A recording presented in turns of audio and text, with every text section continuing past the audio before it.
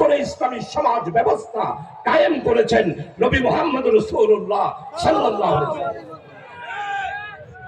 আর আপনারা এক সপ্তাহে পত্রিকায় দেখলাম শেখ হাসিনা আর শেখ রেহানা বিদেশে পাচার করেছে 2 লক্ষ কোটি টাকা। আর আমাদের চট্টগ্রামের আরেকজন আছে 1 লক্ষ কোটি টাকা।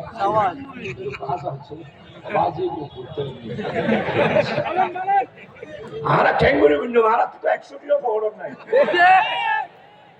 আর তো 1000 টিয়া ঠেঙ্গুরি বিন্দু ফোন না শেষ করে দিয়ে 18 বছর।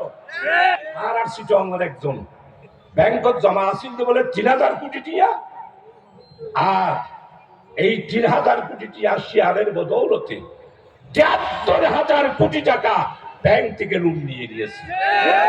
ইসলামী ব্যাংকে তো ধ্বংস, ইসলামী ব্যাংকের সমস্ত টাকা লুট করে নিয়ে গিয়েছে।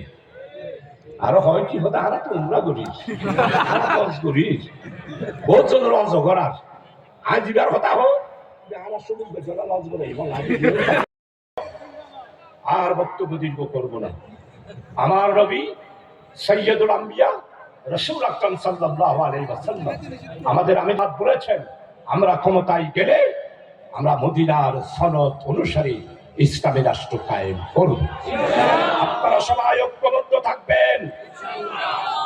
অনুরোধ করব, ফিতনা ফাসাদ যারা করে ওয়াজ করে, যারা ঈশা বলে ফাতিহা দৌড়না ফাতিহা নদৌড়না কিয়াম রন্না কিয়াম নগরন্না, এটারা হচ্ছে সুন্নি আর ওটারা হচ্ছে ওয়াহাবি।